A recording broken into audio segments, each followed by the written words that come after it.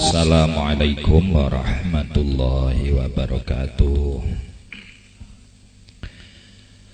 Alhamdulillahilladzi ja'ala samratal liqa'i fil mahabbah wa ja'ala samratal mahabbati fil nikah wa ja'ala samratan nikahi fil walad wa ja'alal walada samratan liqulubi ibadihi sholihin was-sholihat walladzi ja'alan nisaa zinatan lirrijal wa ja'alar rijala qawwamina 'alan nisa bima faddalallahu ba'dahum 'ala ba'd wa bima anfaqu min amwalihim. Wassalatu wassalamu ala afdoli arusil khafiqain Sayyidina wa maulana Muhammadin sallallahu alaihi wasallam al-qaili fi hadithihil karim tazawwajul walud al-wadud sauda'u walud khairun min hasna alam talid wa ala alihi wa ashabihi wa tabi'ihi wa muhibbihi ila yaumil liqa'ihi amma ba'd. Tidak banyak yang harus saya sampaikan. Satu, apa itu nikah, kenapa harus nikah, dan apa yang kita dapat dari nikah. Nunnya nikah adalah sebuah nikmat yang luar biasa.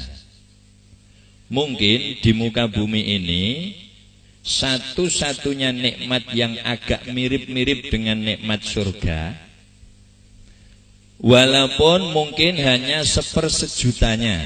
Nun adalah lambang seorang istri. Tahu nun ya? Nun itu melumah dan titiknya satu. Artinya seorang istri harus melumah. Artinya bukan apa-apa. Jangan sekali-kali menjadi seorang istri berani terhadap lelaki. Itu artinya melumah. Ya. Habis nun kaf wa kafuhu karamatun tudha'afu. Kafnya nikah akan menghasilkan sebuah kemuliaan. Siapa saja yang berani menikah, setelah selesai akdun nikah itulah dia meraih kemuliaan. Ujuru wal marabihu lahu. Dengan kafnya lafal nikah diraihlah bermacam-macam pahala. Mas Indriawan, orang yang sudah punya istri, sholat sunat 2 rakaat nilainya melebihi 80 rakaat orang yang belum punya istri. Rak'atani minal muta'ahil khairun minisnataini wasamanina rak'atan minal muta'azzid.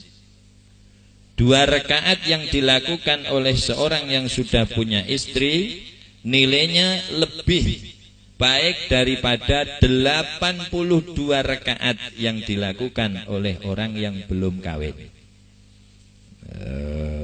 Kalau sudah tahu seperti ini kok masih ada orang 35 belum kawin tuh, berarti memang lemah syahwat.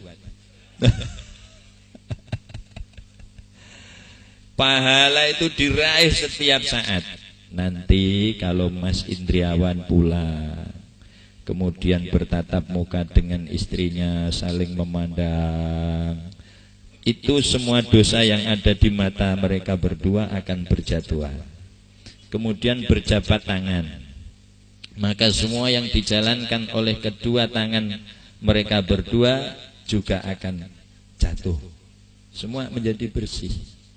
Bihal ujuru wal marabihu, dan mendapat bati yang banyak. Dipercaya atau enggak, orang itu bisa kaya kalau sudah kawin. Tapi kalau sudah mau nikah, Allah akan menjadikan mereka kaya dengan jaminan wa ankihul ayama minkum was-salihina min ibadikum wa imaikum iyakunu fuqara'a yughnihimullahu min fadlih. Habis nikah kok pakai mazhabnya kucing. Tahu mazhab kucing? setengah 6 tidur, setengah 12 kalau bau pindang matang bangun. Atau kesalahan dari pihak sang istri, terlalu doyan duit, maka ini sulit untuk ngumpul. Kalau doyan nasi itu tidak seberapa, tapi kalau sudah doyan duit itu uang tidak bisa kumpul ya. Yang ketiga setelah kaf alif, idza staqamat alifun faul fatun hasilatun bainahuma tantabihu. Orang nikah itu idza staqamat, nalikane iso jejeg.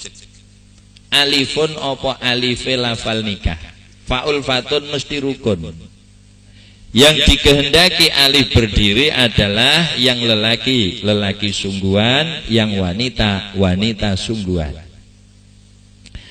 Apa lelaki sungguhan? Allah menghargai seorang lelaki sehingga perintahnya sama dengan perintahnya Allah, larangannya sama dengan larangannya Allah, di dalam wajib mengikutinya. Maka di mana saja yang namanya mempelai sedang duduk, itu pasti di sebelah kanannya sang istri pasti suami. Setelah itu baru orang tuanya. Itu filsafat Jawa. Di sini perempuan, lelaki, ibunya lelaki, ayahnya lelaki. Baru sini ibunya perempuan, ayahnya perempuan. Ini sebuah filsafat besar. Ketika orang sudah punya suami, maka dia bertanggung jawab taat terhadap suami terlebih dahulu sebelum pada ibu dan ayahnya. Apalagi ibunya sendiri. Ini sudah dikiwa ini. Tapi bagi yang lelaki lebih mendahulukan taat kepada ibu dan ayahnya daripada istrinya. Ini yang lelaki. Maka ketika seorang lelaki terlalu cinta terhadap istri mengalahkan ibunya, sulit untuk masuk surga. Nah, maka duduknya itu seperti itu, cara mengatur filsafat Jawa. Artinya lelaki yang benar-benar lelaki, kriteria lelaki yang sungguhan itu apa? Di dalam Al-Quran, Ar-rijalu qawwamuna 'alan nisa, faktornya hanya 2. Bima faddalallahu ba'dahum 'ala ba'd wa bima anfaqu min amwalihim. Lelaki dimuliakan Allah karena dia punya kelebihan 2. Yang satu kelebihan bawaan. Di dalam kitab diterangkan wahbun ilahiyun, pemberian langsung dari Allah. Apa itu? 1, lebihnya akal. 2, tenaga. 3, ibadah. Kenapa rumah tangga dipegang kekuasaannya oleh lelaki? Karena lelaki dikasih akal 100%, yang 90% akal, yang 10% syahwat. Kalau perempuan dikasih 100% itu, yang 90% syahwat, 10% akal. Wah, ketika menjadi saksi, nilai 2 wanita sama dengan lelaki 1. Karena apa? Wanita itu sering lupa. Tapi Allah membuat hikmah di balik kelupaan wanita. Kalau wanita itu tidak sering lupa, mungkin tidak ada yang mau punya anak lebih dari 1. Yang nomor 2, ini adalah kemuliaan yang dimiliki oleh seorang lelaki karena usaha dia, yaitu wabima anfaqu min amwalihim. Ini yang menjadikan seorang lelaki sabdanya sama dengan sabdanya Allah. Melarang istrinya begini harus diikuti, memerintah istrinya begini harus diikuti. Karena semua yang berkaitan tentang harta benda, kecukupan rumah tangga, itu semua ada di tanggung jawab seorang lelaki. Kriteria wanita sungguhan atau wanita cantik, Rasulullah memberikan 3.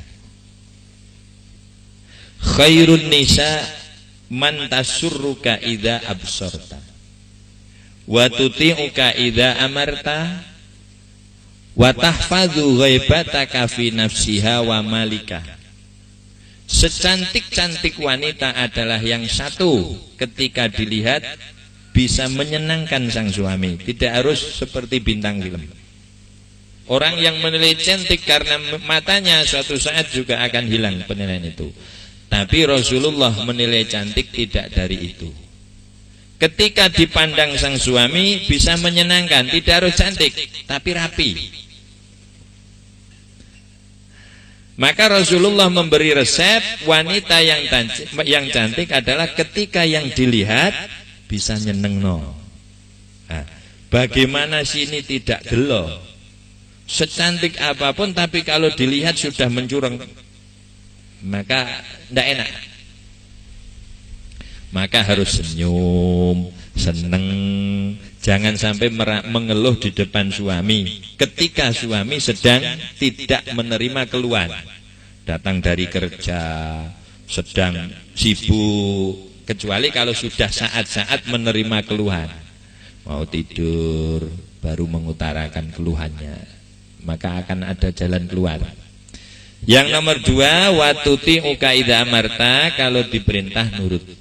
Yang nomor 3, bisa menjaga diri ketika ditinggal sang suami, baik harta dan diri wanita itu. Ini kriteria wanita yang akan membawa rumah tangga yang bahagia. Yang nomor 4 ya, nikahun. Yang terakhir 4 adalah hak. Wal ha'u himyatun liman fi aqdihi hama bikuf'in wal udulu indahu. Haknya nikah adalah sebuah tameng, himyah. Bagi siapa? Bagi orang yang ketika akad nikah menjaga kufu. Kufu itu anaknya pedagang dapat anaknya pedagang. Walaupun yang satu kekayaannya 1 miliar, yang satu 10 juta, tapi sama pedagang kain. Anaknya pegawai dapat anaknya pegawai. Di dalam Islam, kufu tidak menjadi syarat sahnya nikah, tapi sangat diperhatikan. Kenapa? Yang namanya wanita adalah akalnya pendek, dia merasa rendah, masuk dalam satu keluarga yang dia belum kenal sama sekali. Ini kalau tidak sesuai dengan habitat aslinya, maka sulit untuk cepat menyatu. Tapi kalau sudah sesuai dengan habitat aslinya, kemarin anaknya bakul kain, kerjaannya ngelempit kain, noto kain, masuk ke rumah yang di situ juga pekerjaan, langsung mapan. Kenapa di dalam Islam dipentingkan walaupun tidak menjadi syarat sahnya nikah? Suatu ketika kalau terjadi sumpek, yang namanya nikah, sekaya apapun keluarga itu, sebanyak apapun ilmu yang dimiliki mempelai berdua itu, suatu ketika pasti ada bertengkar. Saya mendahulukan, bukannya saya ndisi kerso. Pasti, sampai di dalam Al-Quran, iyurida islahayu wafitillah, ini karena pasti akan terjadi. Lah, ketika sudah mempelai berdua ini rumah tangga, timbul sumpek itu tadi, maka watak asli akan keluar. Pasti watak aslinya akan keluar. Ya, kalau manten baru sebelum punya anak itu tidak dimasalahkan, enak saja ya, mau tidur semalaman juga enak, mau jalan-jalan enak, semua enak. Kalau sudah punya anak 1, 2, pas ini sumpek, keluar omongan. Contoh, anaknya bakul kain, dapat anaknya bakul bakso. Saya tidak pernah memasalahkan status, karena saya mencintaimu. Dunia hanya milik kita berdua. Itu sebelum punya anak. Nanti kalau sudah punya anak, suatu ketika sumpek, yang lelaki ngomong, pantes anaknya bakul bakso yang ngono iku. Bagaimana sini ndak luka? Tapi kalau anaknya bakul bakso sama anaknya bakul bakso, pantes anaknya bakul bakso. Kowe anak apa? Oh iya podo, lali aku. Lah disinilah kufu. Walaupun tidak menjadi syarat sahnya nikah, tapi sangat diperhitungkan di dalam Islam. Lah pernikahan akan punya tameng yang kuat diambil dari haknya nikah. Idza bikuf'in, ketika nikahnya terjadi secara kufu, wal udulu indahu, dan disaksikan oleh orang-orang yang adil. Karena apa? Doa-doa beliau yang menjadikan diterimanya akad nikah di sisi Allah, dan inayah Allah akan selalu tercurah. Itu yang namanya nikah. Kenapa kita harus nikah? Karena ketahuilah, bumi ini diciptakan oleh Allah. Allah tidak menghendaki hancur sebelum pada waktunya hancur. Jadi hancur tidak masalah kalau sudah waktunya, yaitu kiamat. Jadi sebelum kiamat datang jangan sampai dunia hancur. Lah untuk mengatasi ini semua harus ada pernikahan. Karena apa? Anak yang terlahir di luar tali pernikahan itu akan selalu membuat onar, membuat rusaknya dunia. Maka Rasulullah 1430 tahun yang lampau kurang lebih sudah bersabda, di antara tanda-tanda datangnya kiamat kalau sudah banyak anak zina, anak yang terlahir dari zina. Maka Rasulullah menganjurkan dalam hadisnya, tazawwajul walud al-wadud, nikahilah kamu seorang wanita yang banyak anaknya. Loh berarti kita nikah rondo? Oh enggak. Lah tahu kalau anaknya banyak, ya lihat ayah ibunya. Kalau ibunya 6, biasanya anaknya juga antara 6 sampai 8. Tazawwajul walud al-wadud. Al-wadud itu yang sangat cinta terhadap suami. Wanita yang di matanya hanya terpenuhi oleh suaminya. Ini yang akan menjadikan kehidupan menjadi rukun. Bagaimana seorang suami tidak gelo kalau pulang dari rumah yang diingini, dibayangkan dari jalan sudah seperti itu, ternyata sampai di rumah dia sudah berbuat yang tidak baik, maka hancur, pasti hancur rumah tangga. Ya, apa itu nikah? Kenapa kita harus nikah? Apa yang kita dapat dari nikah? Ini yang terakhir.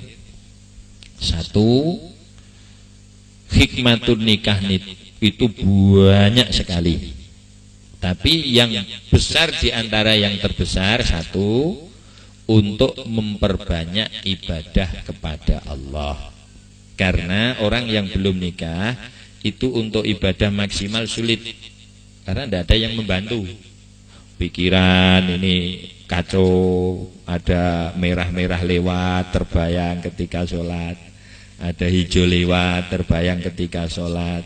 Jadi kalau sudah punya istri kan enggak, ya di jalan ada merah pulang terus dicasno, koyok HP ya.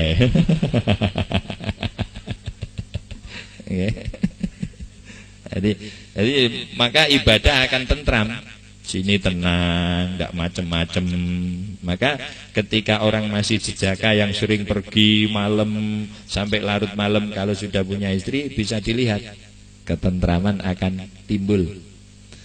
Yang nomor dua, menjaga diri dari semua perbuatan dosa yang berkaitan antara lawan jenis. Ini hikmah yang nomor dua. Karena apa? Karena hasrat sudah tersalurkan. Yang tadi sempat diaturkan oleh Romo Yai Fattah, ikhraju ma yufsidu imsakuhu. Jadi termasuk hikmahnya nikah adalah mengeluarkan sesuatu yang ketika dikekang menjadikan penyakit. Maka itu kalau dikeluarkan itu penyakit menjadi hilang. Ya. Maka Mbak Indri, Mbak Indri, Mbak Lila, kalau ingin Mas Indriawan itu fit terus, sehat terus, jangan sekali-kali ditolak. Ya, pokoknya ya terus. Jangan sampai enggak boleh itu. Itu nanti akan mempercepat wafat itu. Karena penyakit timbul. Karena hasrat itu kalau tidak dikeluarkan jadi penyakit. Ya, makanya bisa dilihat saja nanti orang-orang yang periksa ke dokter itu biasanya istrinya galak-galak. Kalau istrinya yang lemah lembut, siap pakai, wah itu enjoy terus itu. Tidak pernah ada penyakit datang, tapi ya tetap mati, bukannya tetap mati besok tapi. Ya, yang nomor 3 adalah menginginkan mendapat keturunan yang salih dan salihah. Untuk ini semua para ulama memberi contoh supaya nanti bisa dijalankan oleh Mas Indriawan. Meraih putra putri salih salihah itu memang harus ada ketekunan, harus ada tirakat kata orang Jawa. Diawali malam pertama, nanti malam Sabtu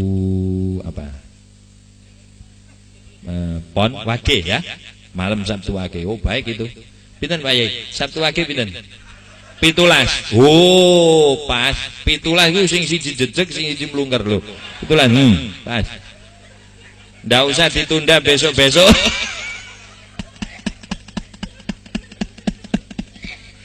Ya Sabtu Wage itu 17. Songo karo 8 nggih. Leres niku 17. Nah, insyaallah tiba apik tok iki. Semoga-moga ora het ngono ae.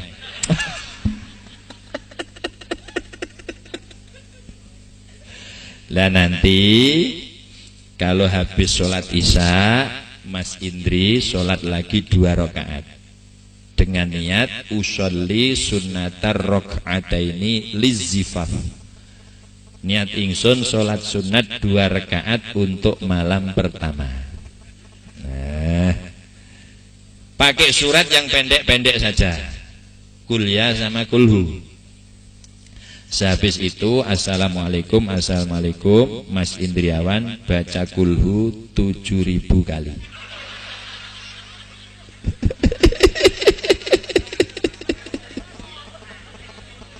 Nah, ini guru Mas, guru. 3 kali. 3 kali saja. Bismillahirrahmanirrahim. Qul huwallahu ahad, Allahus samad, lam yalid wa lam yulad wa lam yakul lahu kufuwan ahad. 3 kali. Setelah habis 3 kali, Mas pegang, kalau bahasa Jawa bathuk. Tahu bathuk Mas ya? Tidak, bathuk. Ini Mbak Lila, ini pegang bathuknya. Sini Mas ya. Jangan keliru bathukan. Sini. Ini bathuk sini, zaman pegang. Dengan dibacakan doa. Kalau bisa bahasa Arab, kalau tidak bisa bahasa Indonesia. Allahumma inni as'aluka khairaha wa khaira ma jabaltahu 'alaiha wa na'udzubika min syarriha wa syarri ma jabaltahu 'alaiha wa barik li fiha. Mbak Lila cukup amin. Kalau bahasa Indonesia gini, ya Allah, saya minta kebaikan istri saya dan wataknya yang baik-baik. Saya minta perlindungan atas kejelekan istri saya dan wataknya yang jelek-jelek, dan berkailah istri saya ini. Loh, berarti saya curiga Pak kalau istri saya punya watak yang jelek. Loh, tidak hanya istri sampean tok, semua yang hadir, termasuk yang pegang mic juga punya. Tapi kalau doa itu dibaca pada malam pertama, insya Allah sepanjang perjalanan rumah tangga kalian, sifat-sifat yang jelek tetap keluar, tapi sulit. Karena sudah dimintakan pada Allah, di tengah-tengah kalian mendapat nikmat terbesar, maka doa menjadi mustajab. Ya Allah, saya minta kebaikan istri saya dan wataknya yang baik-baik. Saya mohon perlindungan kepadamu kejelekan istri saya dan wataknya yang jelek-jelek, dan berkailah istri saya ini. Nah, setelah itu terserah Anda. Terserah, itu sudah halalan thayyiban mubarakah. Halalan thayyiban mubarakah itu kalau bahasa Arab, bahasa Jawa, enak, kepenak, dadi anak. Insyaallah. Ya. Setelah itu nanti kalau sudah nampak hamil, pelajaran prakelahiran ini sangat penting. Ketika sang istri hamil, maka kedua orang tua harus mengasih pelajaran pada anak yang masih di dalam kandungan dengan cara menjaga perilaku kedua orang tua. Memperbanyak bacaan-bacaan yang baik seperti ayat kursi, sholawat. Karena apa? Bacaan-bacaan yang baik akan mempengaruhi pada janin. Hal yang demikian ini tidak hanya diyakini oleh umat Islam. Saya pernah nyetel TV, orang-orang Kristen itu punya kiat.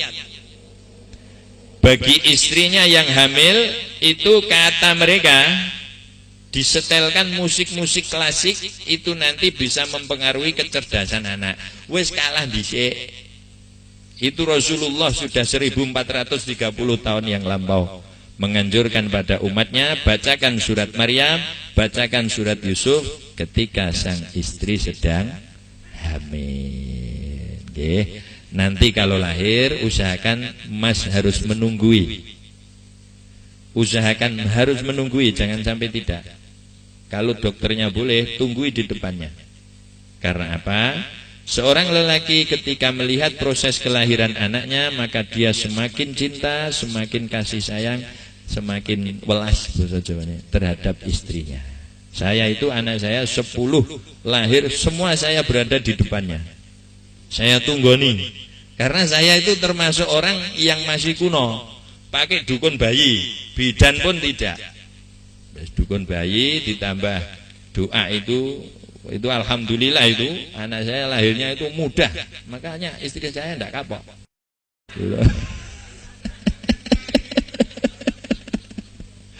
Nah, kalau sudah lahir langsung telinga yang kanan kasih adzan, yang kiri kasih qomat, bacakan doanya Ibu Dewi Maryam. Inni u'idzuha bika wa dzurriyyataha minasyaitonir rajim. Lelaki juga itu doanya, wanita juga itu, karena itu ayat Quran, tidak usah dirubah. U'idzuha bika wa dzurriyyataha minasyaitonir rajim. Setelah itu didik yang baik. Pesan saya yang terakhir, jangan sekali-kali membawa pulang rizki yang haram. Awal dari kehancuran rumah tangga ketika seseorang sudah berani memberikan nafkah yang haram pada keluarga. Tahu-tahu wanita hilang rasa hormatnya pada suami, suami hilang tanggung jawabnya pada keluarga, anak berani sama orang tua hilang kepeduliannya terhadap anak. Itu ketika sudah berani memberikan nafkah yang haram di tengah-tengah keluarga. Demikian yang bisa saya sampaikan, kurang lebihnya mohon maaf yang sebesar-besarnya. Akhirul kalam, wassalamualaikum warahmatullahi wabarakatuh.